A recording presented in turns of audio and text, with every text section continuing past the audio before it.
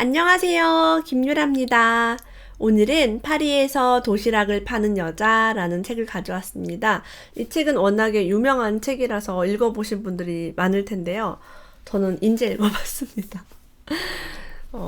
되게 작년? 재작년? 한 1, 2년 전에 굉장히 유행이었던 베스트셀러죠. 왜 인제 읽어봤을까요? 제 주변에서 이분 강의를 들어보신 분들이 너무 좋았다고 그래가지고 궁금해졌어요. 뭐 기사 같은 건 워낙에 많이 봤습니다. 아, 이런 분이시구나. 근데 나는 파리에서 도시락을 팔 계획이 없으니까 막 이런 마음이 좀 있었거든요. 나는 뭐 파리에서 내가 해외 나가서 뭐 사업을 할 일이 있겠어? 도시락 사업이 나랑 무슨 상관이 있을까라는 생각 때문에 제가 그동안 좀 안 봤던 것 같아요. 그런데 이분의 책을 읽고 제가 정말 인생에 많은 정말 깨달음? 그런 걸 얻었습니다. 누구나 한 번쯤 읽어봐야 돼. 특히 여자라면, 일을 하고 싶다면, 돈을 벌고 싶다면 읽어보셨으면 좋겠어요. 눈물이 막 철철 났어요. 너무 공감이 되고 너무 마음이 아픈 얘기가 많았습니다. 이분이 꽃길을 걸으신 분이 아니에요.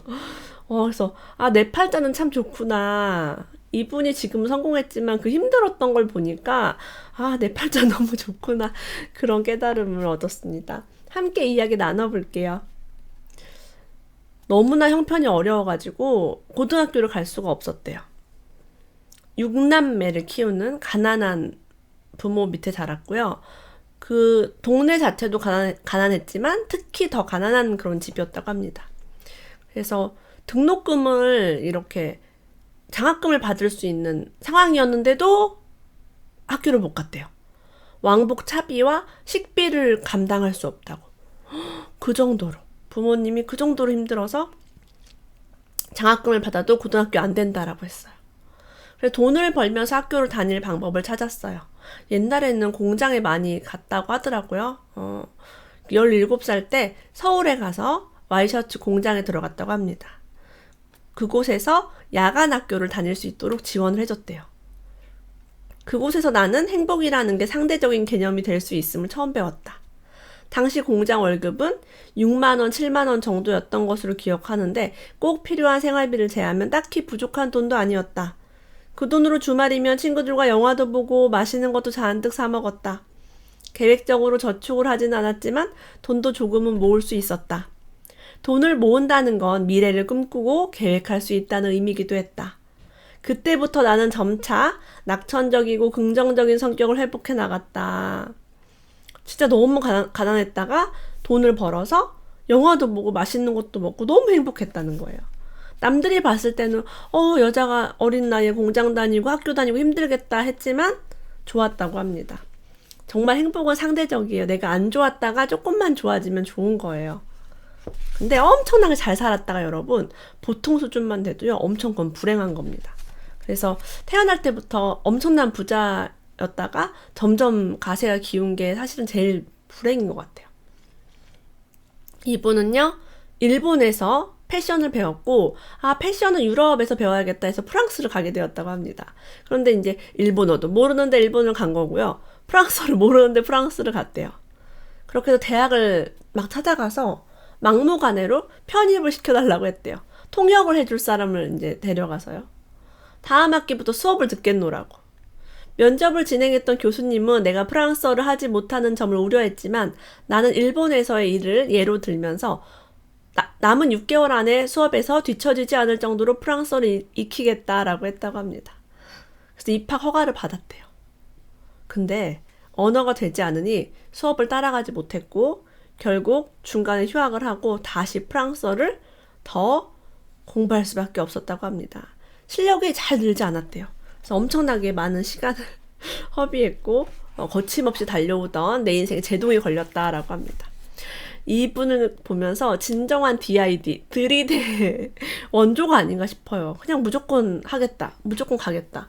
학교도 못 갈 상황인데 엄마한테 난 가겠다. 장학금 나 타서 가겠다. 계속 이런 식으로 한 거죠. 공장에 가겠다. 그냥 가버리는 거죠. 빨라요, 속도가. 성공하신 분들은 다 속도가 빠릅니다. 여러분 고민을 많이 안 해요. 하고 싶으면 그냥 하는 거예요. 그리고 실패를 해도 그냥 하는 거죠.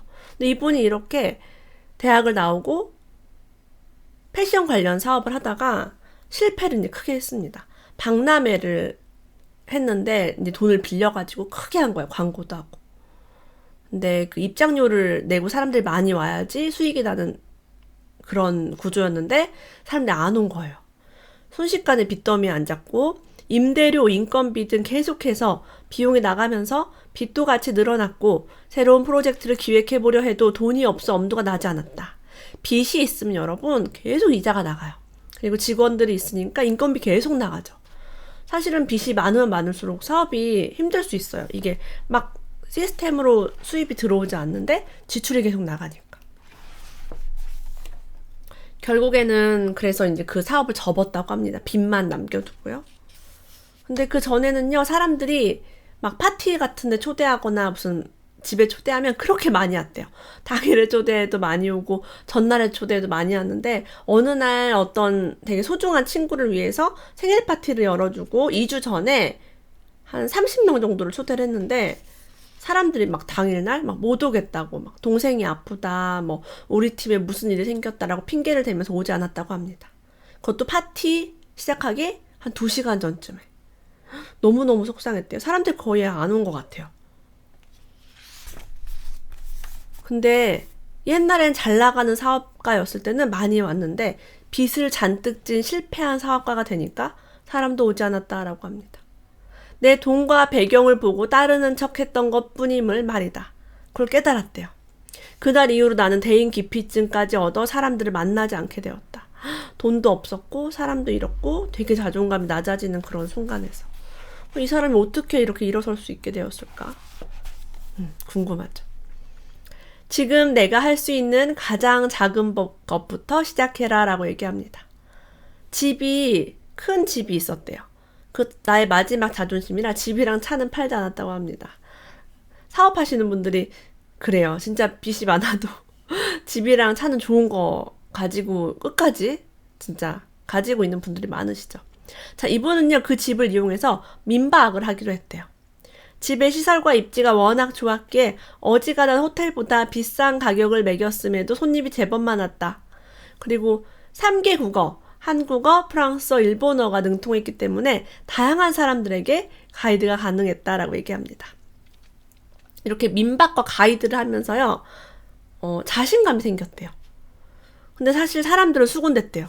쟤 저렇게 사업 옛날에 한다고 힘주고 다니더니 망한 것 좀 봐. 뭐 잘난 척 하더니 이제 민박집 아줌마가 되었네. 이제 그런 수군된 것도 이제 신경 쓰지 않고 오히려 자극제가 되었다라고 얘기합니다. 스시델리라는 지금 그 켈리치 회장님이 프랑스에서 하는 사업이 스시 도시락 사업이죠. 그 사업을 선정하는 기준이 3가지가 있었다고 해요. 첫 번째는 경기를 타지 않을 것. 먹는 거니까 우리가 계속 먹죠. 경기가 안 좋아도. 2번째, 돈이 많이 들지 않을 것. 한번 큰 돈으로 말아먹어 본 사람은 이렇게 돈을 많이 들여서 하지 않습니다. 3번째, 내가 잘하고 좋아해서 재밌게 할 수 있는, 다시 말해 미쳐서 할 수 있는 일일 것. 이분은 일본에 있을 때 초밥을 너무 좋아했대요. 그래서 초밥이 정말 좋아하는 음식이기 때문에 잘할 수 있었다라고 얘기합니다. 그리고 일본 유학 시절에 일도 해보고요. 초밥집에서.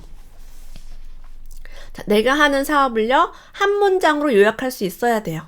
자, 켈리치 회장님은 뭐라고 요약을 했냐면요. 마트 내에서 쇼 비즈니스와 접목한 초밥 도시락 사업이라고 했어요. 마트, 쇼 비즈니스, 초밥 도시락. 요게 지금 핵심 키워드의 한 문장이죠. 우리가 무언가를 할 때 너는 뭐 하는 사람이야 라고 했을 때 한 문장으로 얘기해야지 제가요 주절 하면은 이제 그게 명확하지가 않다. 이런 거는 굉장한 사업의 기본이죠. 근데 이런 것들을 많이 이 책을 통해서 배울 수 있었어요. 자, 그리고 내가 사업에 실패했던 이유가 그 분야를 공부하지 않아서라고 얘기했습니다. 어떻게 공부를 하기 시작했냐? 독서를 많이 했대요. 역시 성공한 사람들은 다 책 얘기를 합니다. 100권의 책을 읽으면 그 분야에 박사 학위를 받은, 그 분야에 뭐라고 했죠? 박사 학위를 받은 것과, 박사는 아니구나. 학위를 딴 것과 다름이 없다라고 했어요. 그래서 100권 정도를 읽는데요. 베스트셀러뿐만이 아니라 오랫동안 사랑받아온 스테디셀러가 포함된다라고 얘기합니다. 주변 사람의 추천, 페이스북, 친구, 멘토의 추천을 최대한 받았다고 해요. 저도 관심 있는 분야가 있으면 100권 이상의 독서를 항상 하거든요. 그래서 이런 노하우 꿀팁이죠.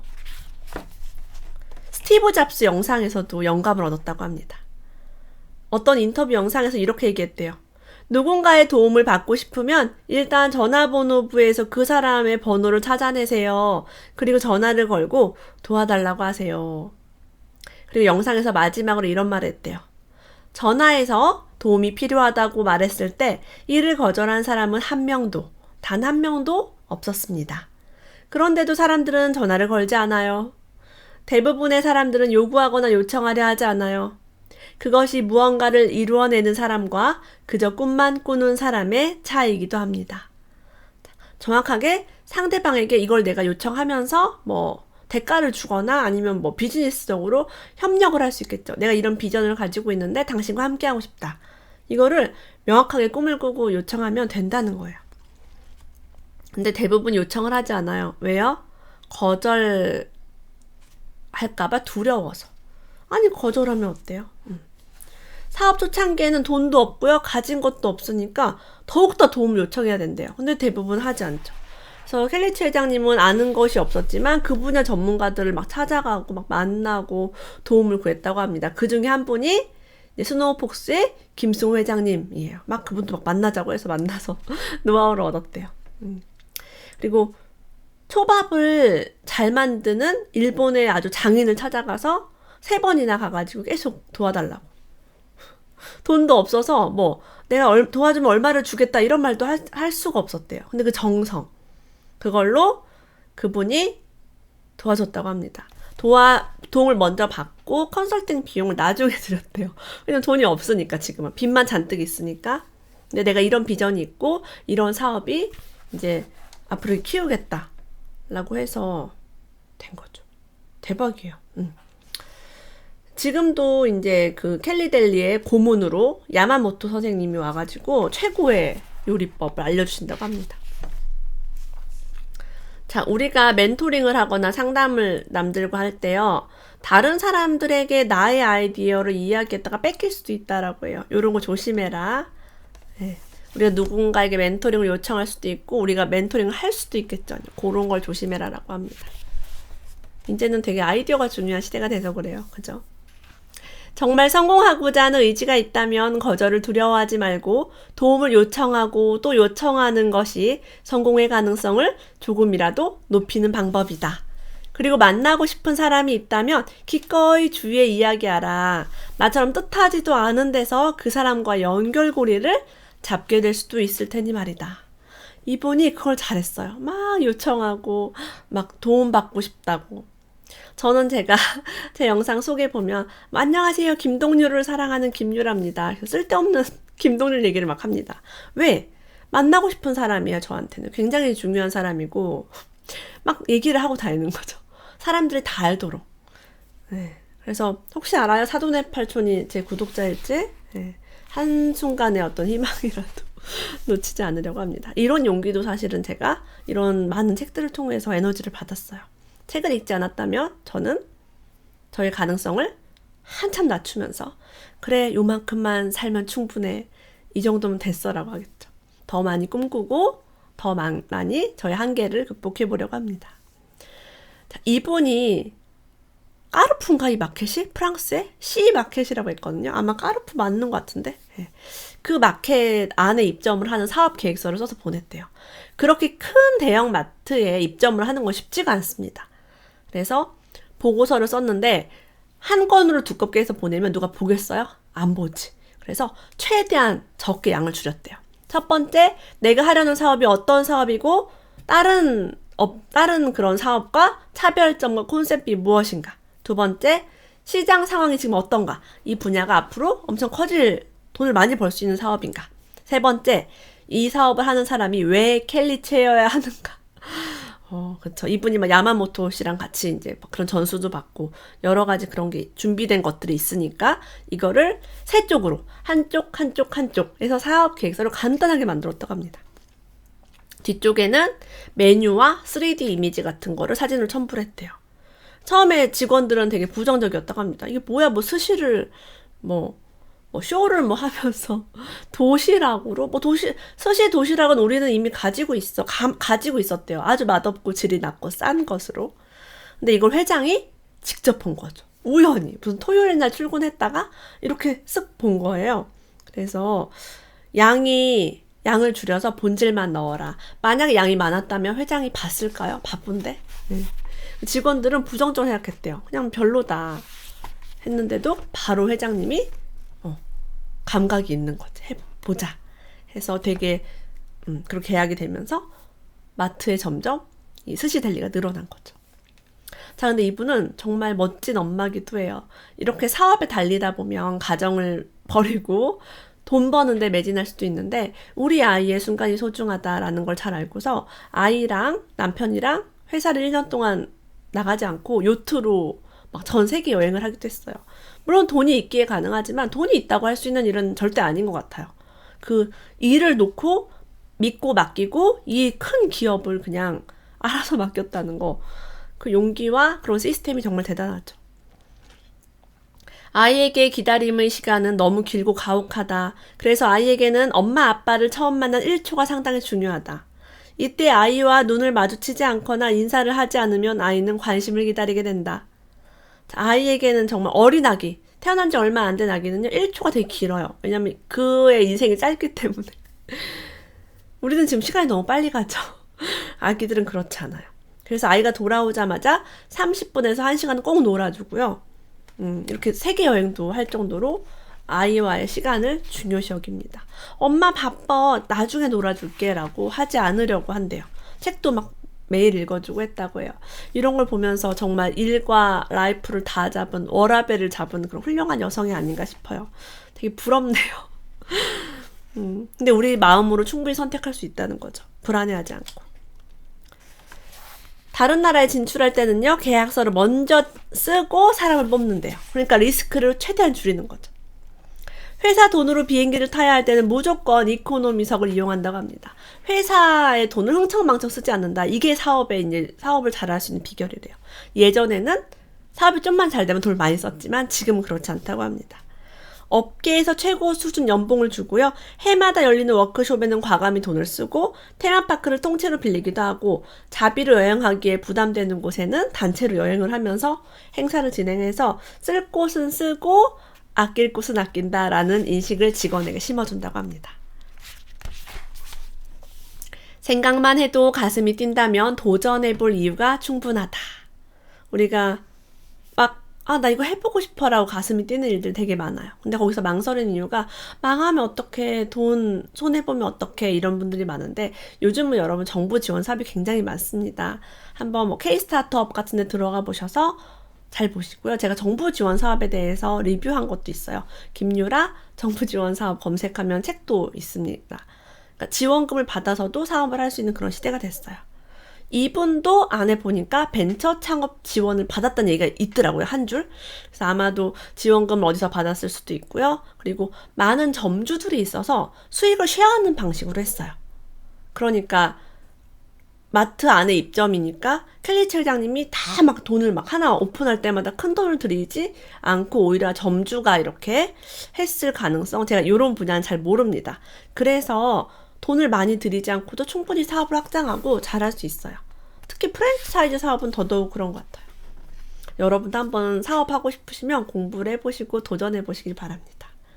자, 켈리 델리에서 슬로건처럼 쓰는 말 중에 이런 3가지 말이 있어요. 이거 정말 가슴에 새겨둘만 합니다. 자주 실패하라, 빨리, 금방 실패하라, 돈을 적게 들이고 실패하라. 그러니까 뭔가 그지같이 하고 실패해보고 그지같이 하고 실패해보고 그리고 그지같이 하니까 여러분 돈이 많이 들어요 안 들어요? 많이 안 들겠죠. 적게 들겠죠. 막 퀄리티 높이고 막 돈을 많이 쓰고 홍보비를 많이 하고 이런 게 아니라. 그래서 여러분들도 여기 이렇게 써 있어요. 실패하지 않는 것이 가장 큰 실패다라고요. 작은 실패를 반복해서 성공의 길로 함께 갔으면 좋겠습니다. 40이 넘는 나이에 10억 원의 빚더미에서 벗어나 7년 만에 연매출 5천억 원의 글로벌 CEO가 되기까지 켈리치 회장님의 파리에서 도시락을 파는 여자 잘 읽어봤습니다. 오늘도 끝까지 함께 해주셔서 고맙습니다. 다음에 또 만나요.